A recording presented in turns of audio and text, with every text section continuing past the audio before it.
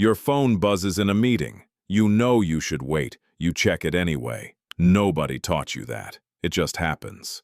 Scientists built an entire experiment around this exact moment, using nothing but a marshmallow and a locked door. But the real answer is far stranger than some people have more willpower. It has almost nothing to do with willpower at all. Picture a small room at Stanford in the late 1960s.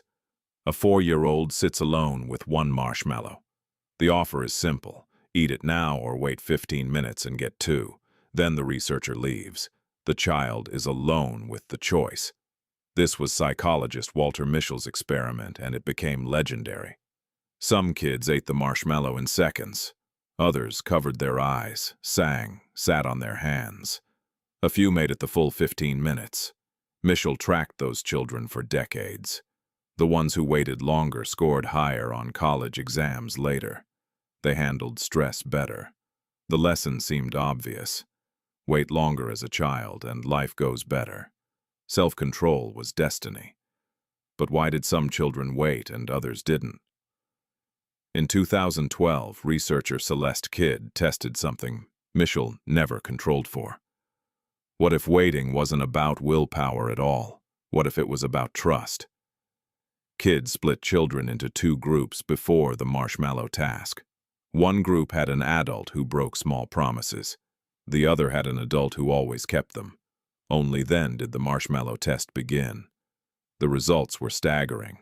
Children who'd just met an unreliable adult waited about 3 minutes. Children who'd met a reliable adult waited over 12. Same kids, same marshmallow. The only thing that changed was whether the world had just proven promises get kept. Eating the marshmallow immediately wasn't weakness. It was rational. If your environment has taught you that later never comes, grabbing the reward now is the smart move. Kidd called it rational snacking. Then in 2018, researchers Tyler Watts, Greg Duncan, and Haonan Kwan replicated the study on a larger, more economically diverse group. Once they accounted for family income and home stability, the link between waiting and future success mostly vanished. Patience wasn't the cause of success. It was a symptom of stability. Both were coming from the same root. So what does that mean for you checking your phone before the meeting even ends? The story about willpower might be backwards. You don't struggle to wait because you're weak. You struggle in situations that don't feel reliable. Think about what you can wait for without checking, rushing, needing it now. Probably something you trust will actually arrive. Now think about what you can't wait for. A text, a paycheck, a reply. In a world of jobs that vanish and promises that don't always hold, your brain has good reason to grab what's in front of it. This is why Just Save More fails so many people. They don't need a lecture on discipline. They need stability. Give someone a reliable paycheck and a reliable landlord, and their patience tends to rise on its own. Take that away, and even the most disciplined person starts grabbing marshmallows. So next time you feel that pull, ask a gentler question than "What's wrong with me?" Ask what your environment has taught you to expect.